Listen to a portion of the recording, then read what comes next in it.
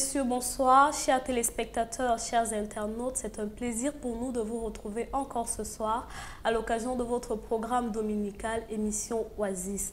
Nous sommes au mois de février et qui parle de février parle de la jeunesse. Pour parler de cette jeunesse, ce soir, nous recevons sur le plateau un jeune évangéliste serviteur de Dieu, très connu sous le sobriquet de Républicain.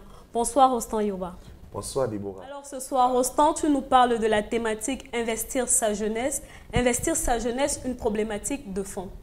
Effectivement, investir sa jeunesse, une problématique de fond parce que aujourd'hui, on a de plus en plus de jeunes qui sont totalement désintéressés par les activités à l'église et on en vient à se demander si la relève sera assurée parce qu'il y a de ceux-là qui viennent à l'église qui sont toujours assis, il y a de ceux-là également qui sont à l'église de temps en temps.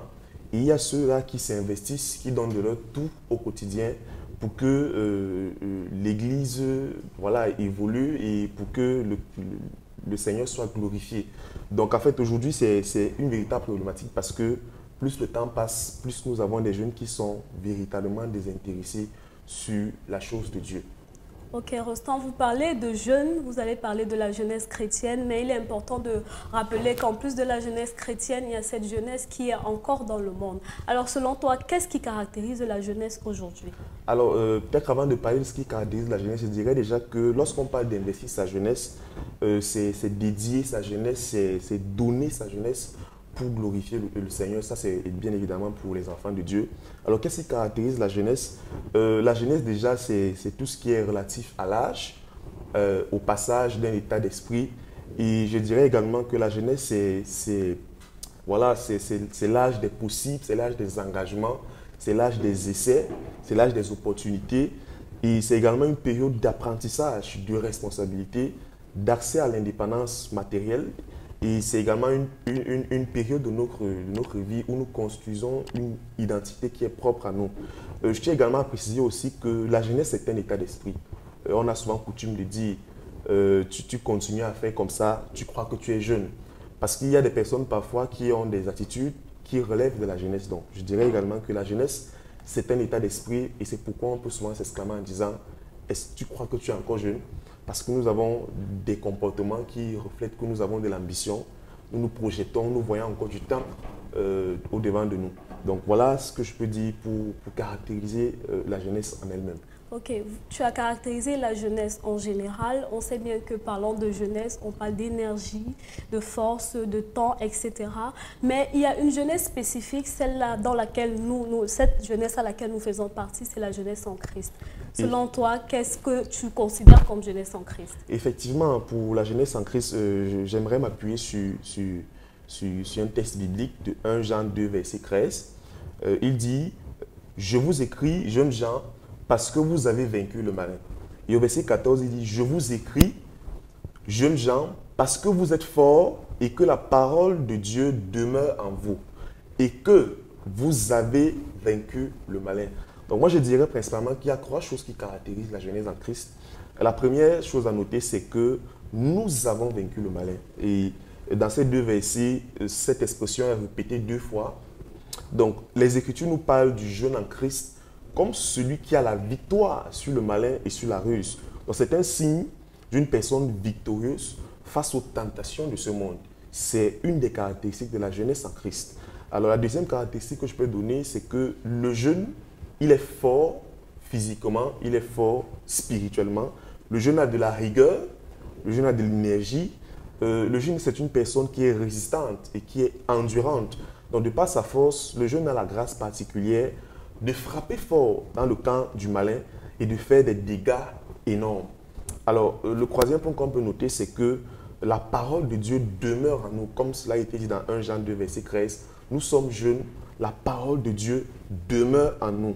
Et Dieu a béni la jeunesse avec des prédispositions naturelles pour retenir et pour faire demeurer la parole en nous. Donc, je dirais déjà d'entrée de jeu que si tu es un jeune, toi qui nous écoutes ce soir, si tu es un jeune en Christ et que tu manques ces caractéristiques, tu as l'obligation de déclarer et de réclamer sur ta vie la vigueur.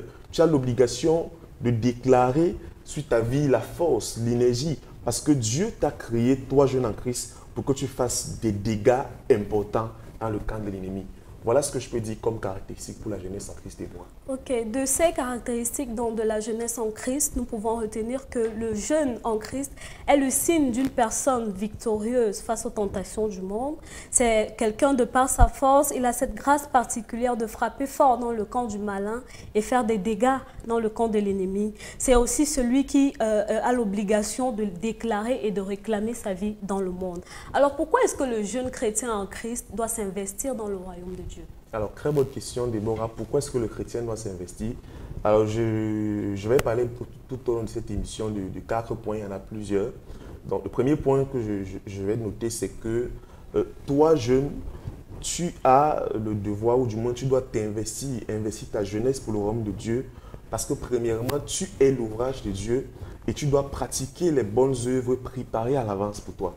Alors, la parole de Dieu déclare dans le livre d'Éphésiens 2, versets 8 à 10, c'est par la grâce que vous êtes sauvés, par le moyen de la foi.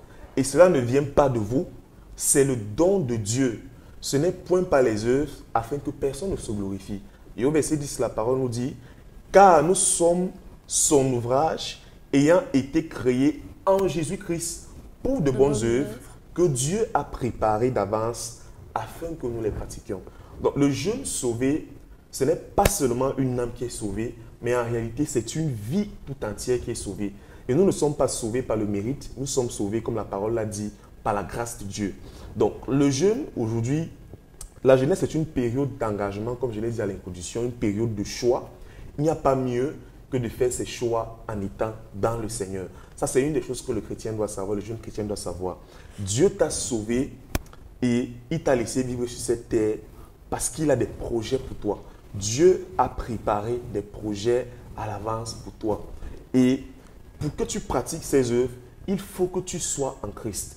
Il faut que tu investisses ta jeunesse en Christ. Pourquoi? Parce que Dieu veut t'orienter tout au long de ta vie, tout au long de ta jeunesse, pour que tu pratiques ces œuvres qu'il a préparées à l'avance pour toi. Alors, quand on parle de bonnes œuvres, ça peut être peut-être assez vague. Mais lorsqu'on parle de ces bonnes œuvres, on parle de la prédication de l'évangile, on parle de la destruction des œuvres du diable, parce que le jeune est fort, fort de sa force de prier, fort de sa force de faire des dégâts spirituels importants. Le jeune doit amener la gloire de Dieu. Et le jeune également est la lumière dans son environnement. Je tiens également à préciser que si Dieu nous a sauvés et Dieu nous a donné l'opportunité de le connaître dans notre jeunesse, c'est aussi parce que la jeunesse est un moment où il y a, je dirais, beaucoup de troubles. Et ce sont des moments où, lorsque nous rencontrons Dieu, nous expérimentons véritablement une transformation dans nos vies. Parce que l'expérience l'a montré que plus nous gagnons de l'âge, plus il est difficile d'avoir une foi aussi simple comme celle d'un enfant. Donc ça, c'est le premier point que je peux déjà noter, Déborah. Ok, donc on retient donc de ce premier point, c'est que le jeune, il a un talent qu'il doit mettre au service de Dieu. Et est-ce que en mettant ce talent dans le service de Dieu, quelle est la rentabilité, étant donné qu'il se dédie à 100% à la cause de Dieu? Effectivement, ça me permet d'aller une fois sur le deuxième point.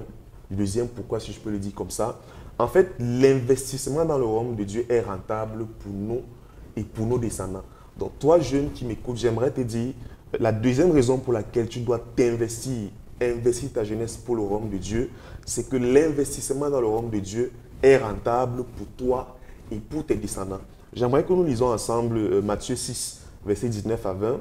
Alors, la parole de Dieu dit, « Ne vous amassez pas des trésors sur la terre, où la teigne et la rouille détruisent, et où les voleurs percent et dérobent.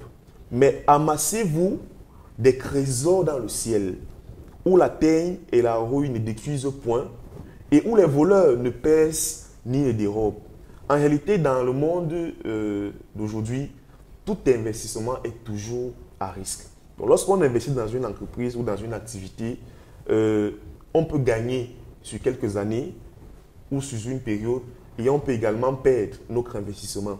Mais la bonne nouvelle que j'ai pour toi, jeune en Christ, c'est que le royaume de Dieu est le seul environnement où ton investissement n'a aucun risque. Et c'est le seul royaume pour lequel, lorsque tu investis, tu as un retour sur investissement pour toi-même et tu as un retour d'investissement sur ta vie la vie de tes petits-fils et je dirais même jusqu'à la millième génération. Ça me permet de lire le verset de Deutéronome 9, 7, verset 9 qui dit « Sache donc que c'est l'Éternel ton Dieu qui est Dieu. Ce Dieu fidèle garde son alliance et sa miséricorde jusqu'à la millième génération envers ceux qui l'aiment et qui observent ses commandements. » Donc notre Dieu est celui qui bénit jusqu'à 1000 générations. Et en travaillant activement pour le Seigneur, nous entrons dans une alliance générationnelle avec lui et sa miséricorde demeurera toujours sur nos descendants. Alors moi, j'aimerais un peu faire emphase sur moi. Je m'investis personnellement.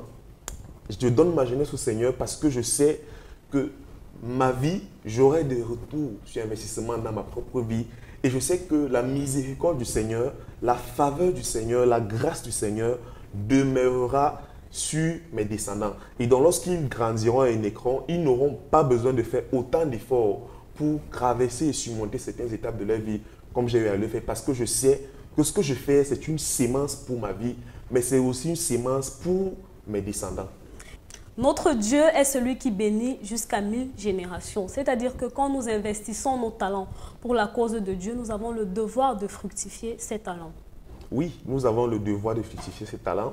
Et c'est même la troisième raison pour laquelle le jeune doit investir sa jeunesse dans le Seigneur. C'est que le jeune a des talents à faire valoir. Le jeune doit faire fructifier ses talents. Et le jeune doit rendre compte à Dieu de ses talents. Et la parole le dit en Matthieu 25, versets 14 à 15. La Bible dit, il en sera comme d'un homme qui, partant pour un voyage, appela ses serviteurs et leur remit ses biens. Il donna 5 talents à l'un, 2 à l'autre, 1 au troisième, à chacun selon sa capacité, et il partit. Jésus avait confié des talents à chaque personne selon sa capacité. Et cela demeure vrai aujourd'hui. Chers jeunes, le Seigneur t'a confié des talents selon ta capacité. Dieu a mis en toi quelque chose qui est spécifique à ta destinée, qui est spécifique à ta vie. Et c'est de ta responsabilité de développer et de fructifier ce talent. Du moment où tu es enfant de Dieu, Dieu a fait un énorme dépôt en toi par son Saint-Esprit. Et j'aimerais le préciser, que de la même manière que Dieu t'a confié des talents selon tes capacités, tu rendras compte à Dieu pour chacun de ces talents que le Seigneur t'a confiés. Parce que la Bible dit, comme on l'a lu ici, il en sera comme d'un homme qui, partant pour un voyage. Jésus est parti comme en voyage et Jésus reviendra. Donc nous allons lui rendre compte de l'usage que nous avons fait de nos talents. Alors j'aimerais te poser la question, cher jeune, quel est ton talent ? Qu'est-ce que tu sais faire et qu'est-ce que tu sais faire mieux que la plupart des gens? Dieu veut que tu l'utilises maintenant. Ce talent, ça peut être chanter. Ce talent, ça peut être, je ne sais pas, jouer un instrument de musique et tout. Dieu veut que tu développes ce talent et que tu mettes ce talent à son service. Merci Rostand de nous rappeler que nous, en tant que jeunes, nous avons des talents que Dieu a impartis en nous et nous devons les mettre au service donc, de la cause de son église, de sa maison. Et ça me permet de te demander comment est-ce qu'on peut mettre en avant ce talent. On peut être conscient d'un talent ou on ne peut ne pas être conscient de ce talent et on a besoin d'astuces pour pouvoir les mettre en évidence. Tu répondras à cette question après cette pause musicale de Ifa Kwaya.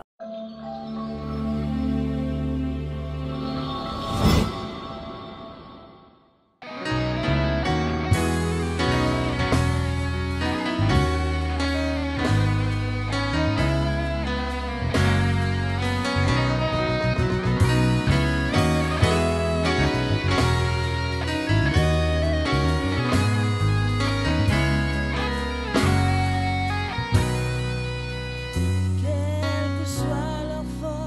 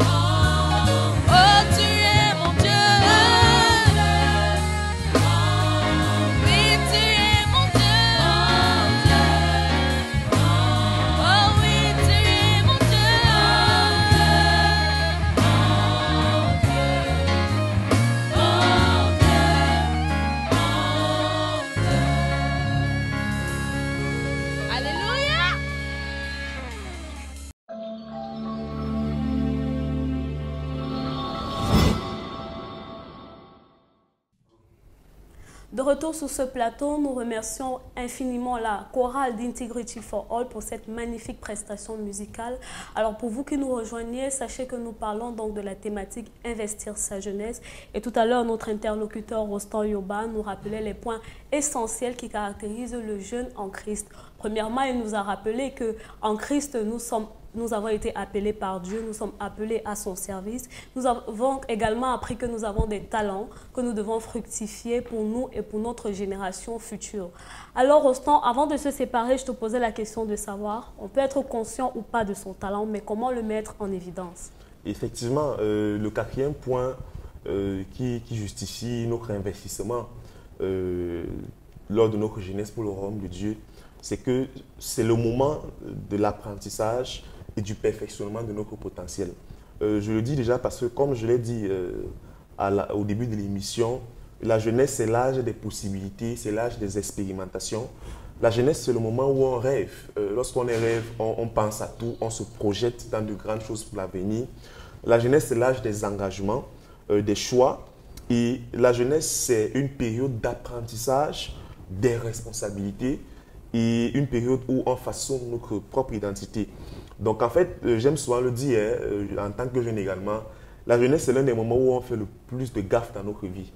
Pour avoir été dans l'église déjà, pour avoir été dans l'église pendant près de 10 ans déjà, lorsqu'on est jeune, on fait pas mal de bêtises à l'église, on fait pas mal de gaffes, nous avons de l'énergie et il faut canaliser cette énergie-là. Donc, c'est une période où nous devons apprendre et c'est une période où on doit s'investir pour apprendre. Alors, j'aimerais déjà prendre le cas de Jésus. Dans Luc 2, verset 46, la parole de Dieu nous dit, au bout de 3 jours, il le trouvait, il mit pour Jésus-Christ, il le trouvait dans le temple, assis au milieu des docteurs, les écoutant et les interrogeant. Tous ceux qui l'entendaient étaient frappés par son intelligence et par ses réponses. Il leur était soumis. Et Jésus croissait en sagesse, en stature et en grâce devant Dieu et devant les hommes. Donc ça, c'est le cas de Jésus-Christ. On voit un Jésus qui, très petit, était au temple. Jésus écoutait et Jésus interrogeait. Ça veut dire que Jésus était dans une phase d'apprentissage où il apprenait de l'église, il apprenait de la maison de Dieu et il posait des questions, il interrogeait. Et la Bible dit également, au verset 51, il leur était soumis. Donc Jésus, pendant sa phase de jeunesse, s'est exercé à être soumis à ses parents et certainement aussi à être soumis à ses dirigeants. Donc, et on voit par la suite que Jésus croissait en sagesse. Donc en fait, le fait de se donner cet exercice de soumission, d'apprentissage, lorsque nous le faisons, le Seigneur lui-même veille à ce que nous grandissons spirituellement. Nous pouvons également prendre le cas de Samuel. Si nous partons dans 1 Samuel 2, verset 18, la Bible dit « Samuel faisait le service devant l'Éternel ». Et au verset 26, la Bible dit « Le jeune Samuel continuait à grandir et il était agréable à l'Éternel et aux hommes ». Donc en fait, Samuel, c'était le fils qui avait été donné au prophète Élie. Samuel avait grandi dans le temple et Samuel était au service devant l'Éternel, selon ce qu'on apprend de la parole de Dieu. Et on voit au verset 26 comment le jeune, parce que la Bible précise bien, le jeune Samuel continuait à grandir et il était agréable à l'Éternel et aux hommes. J'aimerais déjà d'entrée de jeu dire à toi, jeune qui nous écoute ce soir, que en tant que jeune, tu peux grandir comme Jésus a grandi, comme Samuel a grandi, et tu peux être agréable à Dieu et agréable aux hommes. Tu peux être agréable à tes parents, tu peux être agréable à tes dirigeants spirituels, tout comme c'était le cas de Samuel. Alors, j'aimerais prendre ce dernier verset biblique de 2 Timothée 2, verset 1, où Paul dit à Timothée, « Toi donc, mon enfant, fortifie-toi dans la grâce qui est en Jésus-Christ. Ce que tu as entendu de moi, en présence de beaucoup de témoins, confie-le à des hommes fidèles, qui soient capables de l'enseigner aussi à d'autres. » Donc, on avait Timothée qui était dans le service chrétien. Et une des particularités de Timothée, c'est que Timothée était jeune. C'est pourquoi d'ailleurs Paul le dit que personne ne méprise ta jeunesse. Donc Timothée était un jeune qui était au service. Et Timothée avait entendu de Paul en présence de beaucoup de témoins. Et c'est cet exercice que Timothée a eu à faire certainement dans sa jeunesse qui lui donnait des aptitudes à pouvoir confier aussi à des hommes fidèles qui soient capables d'enseigner à d'autres personnes. Alors, pour résumer pour ce point-ci, pourquoi s'investir quand on est jeune? Nous l'avons compris, hein, lorsqu'on le fait, nous apprenons, nous nous éduquons pour tout ce qui est soumission. J'aimerais déjà même le dire que lorsque nous sommes jeunes, nous avons plus de temps pour lire, nous avons plus de temps pour être avec le Seigneur. Déjà parce que, voilà, lorsque nous sommes jeunes, pour ceux qui ne sont pas, par exemple, encore mariés, ils ont plus de temps pour eux, pour prier, pour méditer. Pour ceux qui sont mariés, ils n'ont certainement pas déjà pas mal d'enfants, ou du moins, ils n'ont pas assez d'enfants. Ils ont assez de temps pour pouvoir se donner une certaine marge dans leur vie. Et je dirais également que lorsque nous sommes jeunes, nous sommes sous autorité, nous nous exerçons à la soumission et à la foi. Pourquoi je le dis? Parce que lorsque nous sommes tout petits, lorsque nous sommes des tout petits enfants, c'est facile qu'on nous dise monte, descend et que nous montons et nous descendons. Mais lorsque nous sommes déjà jeunes, nous avons des pulsions, nous avons de l'énergie, nous avons de l'ambition. Nous croyons que nous avons du potentiel et que nous valons beaucoup mieux que les pasteurs qui sont à l'estrade.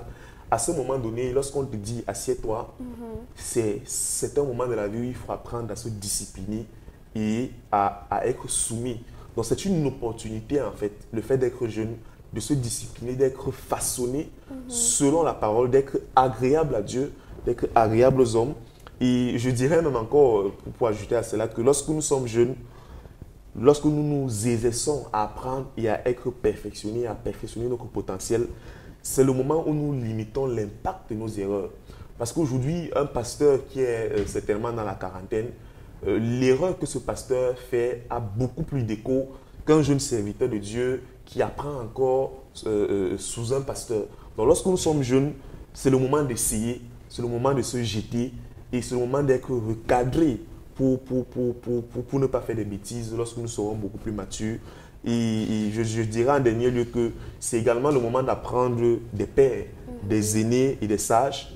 Parce que si nous n'apprenons pas maintenant, nous risquons de regretter un peu plus tard. Donc la jeunesse, c'est vraiment ce moment, c'est une opportunité en réalité pour le jeune de se développer, d'apprendre, de profiter de l'expérience des aînés et voilà, d'être agréable au Seigneur.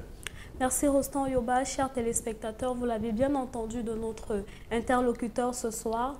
Le jeune, il est plein de talent, il a besoin de mettre son talent au service de l'Éternel. Mais Rostand, il peut y arriver que le jeune étant conscient de toutes ses aptitudes, il a du mal à trouver un point de départ. Alors concrètement, comment mettre son potentiel au service de l'Éternel? Alors comment mettre son potentiel au service de l'Éternel? Merci déjà de leur rappeler que les jeunes sont bourrés de talent. Et je crois également que le jeune, du moins la jeunesse, est remplie aussi de tentations. C'est même une des raisons pour laquelle la Bible dit clairement que Dieu nous a donné de vaincre le malin. Parce que nous savons tous qu'aucune tentation ne sera au-delà de nos moyens. Le Seigneur, sachant que nous, en tant que jeunes, nous sommes tentés, le Seigneur nous a donné cette capacité exceptionnelle de pouvoir vaincre le malin. Je le dis déjà parce que voilà, pas mal de jeunes, lorsque nous sommes souvent jeunes, nous voulons souvent justifier que nous sommes tombés dans tel péché, nous avons fait ceci parce que nous sommes faits de tout. La Bible nous dit, nous avons la capacité de vaincre le malin parce qu'il nous l'a donné en tant que jeunes. Alors, comment faire concrètement pour investir sa jeunesse dans le royaume? Je vais lire un verset avec vous, Romains 12, versets 6 à 8.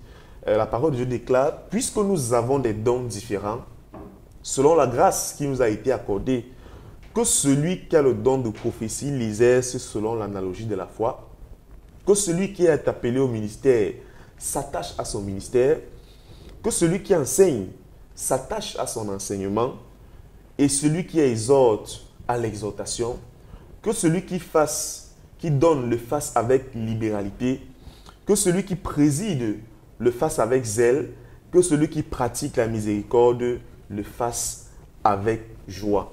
Alors, la Bible parle ici de quelques activités ou pas des ministères qu'on peut faire pour le corps du Christ. Je dirais, il faut commencer à exercer ce ministère que le Seigneur t'a donné. Il faut commencer à le faire, il faut se jeter à l'eau et surtout, il faut se faire encadrer. Parce que les jeunes que nous sommes avons parfois la prétention de tout connaître, avons parfois la prétention d'être sage, d'être intelligent. Il faut apprendre. Donc, nous voyons ici que ce texte parle parle des ministères, ceux qui sont appelés au ministère, etc. Ce texte également parle de ceux qui sont appelés à l'exhortation, ceux qui sont appelés à la direction. Je ne sais pas quel est le potentiel ces jeunes que le Seigneur t'a donné ou quel est le ministère que le Seigneur t'a confié. La Bible nous dit, on parle des évangélistes, des apôtres, des docteurs de la loi, etc., des cinq principaux ministères, avec aussi les autres ministères tout aussi connexes à ceux-là, l'exhortation, la louange et tout. Donc, le Seigneur t'a certainement donné la passion pour une de ces activités.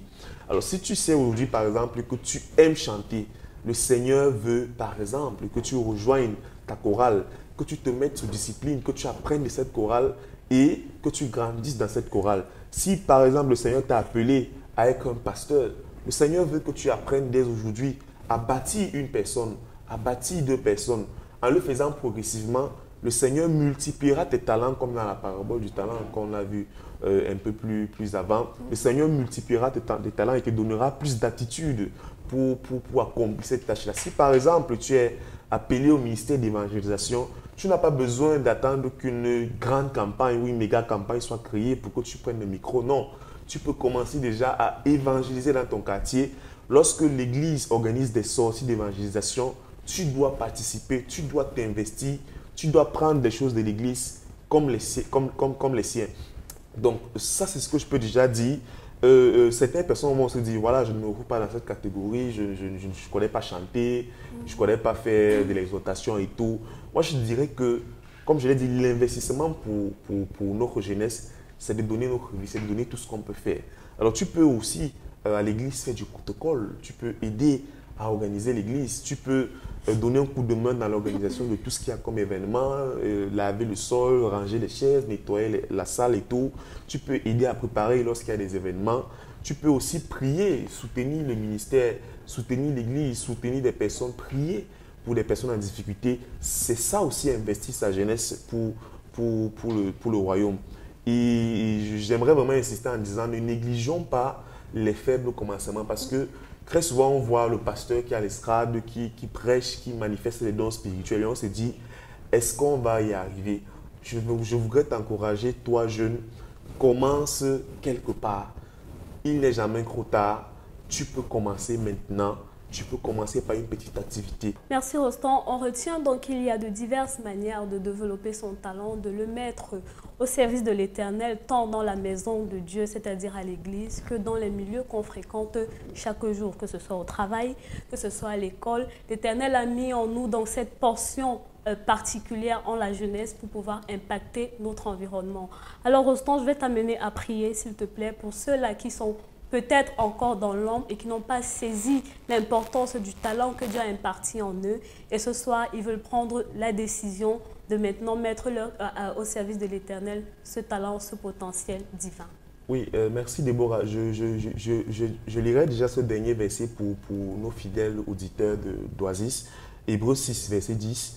Car Dieu n'est pas injuste pour oublier votre travail et l'amour que vous avez montré pour son nom, ayant rendu et rendant encore des services aux saints. J'aimerais te dire à toi, cher jeune en Christ, Dieu n'est pas injuste pour oublier ton investissement. Si tu t'investis véritablement pour le Seigneur, tu récolteras certainement et le Seigneur te bénira certainement. Il ne te bénira pas seulement toi, il te bénira toi et toute ta descendance. Et j'aimerais également te dire, cher jeune, tu es rempli de potentiel que le Seigneur veut faire fructifier. Le Seigneur veut développer le potentiel qu'il a mis en toi. Et c'est de ton intérêt de t'investir, de te lancer et de consacrer ta jeunesse pour le Seigneur. Et toi qui n'es pas encore enfant de Dieu, j'aimerais que tu saches que tu es une merveilleuse créature de Dieu. Tu as été créé par Dieu pour un but, pour un dessein. Chaque chose qui existe a été créée pour un but. Le smartphone a été créé pour être utilisé, pour appeler, pour des moyens de communication. La chaussure a été créée pour être portée, le t-shirt pour être porté, etc. Rien n'existe au hasard. Et donc, tu n'existes pas au hasard. Et ce soir, Si tu n'as pas encore reçu le Christ, ou alors tu es peut-être avec le Seigneur, mais tu as jusqu'ici été lent, tu ne t'es pas investi, tu n'as pas consacré ta jeunesse au Seigneur, j'aimerais t'encourager à faire cette prière avec moi. Nous prions. Seigneur Jésus, je te remercie pour cette opportunité ce soir que tu nous donnes de parler de notre investissement pour servir le Seigneur pendant notre jeunesse. Seigneur, je te demande pardon pour moi qui n'ai même jamais cru en toi. Je prie, Seigneur Jésus, afin que tu fasses de ma jeunesse quelque chose d'utile. Je t'accepte dans ma vie en ce moment et je te demande pardon pour toutes les fois où j'ai vécu loin de toi. Je prie afin que tu pardonnes mes iniquités, que tu pardonnes mes manquements, que tu pardonnes toutes les fois où j'ai gardé mon potentiel caché au lieu de le développer. Et je prie afin que tu ouvres mes yeux ce soir et que les écailles tombent, afin que, Seigneur, je puisse me donner corps et âme pour soutenir ton royaume et consacrer ma jeunesse. Je te prie au nom puissant de Jésus-Christ. Amen. Amen. Merci beaucoup, Rostand Yoba. Merci pour cet enseignement. Chers jeunes, chers téléspectateurs, vous avez bien écouté, vous avez bien entendu les enseignements de ce soir. Le temps file. Aujourd'hui, si tu as 25 ans, tu pourrais mourir. Il est important pour toi de saisir ton potentiel, ce talent que Dieu a imparti pour toi, pour que tu impactes ta génération. Merci encore d'être toujours à l'écoute chaque dimanche. Merci pour votre soutien et bonne fin de soirée. Shalom.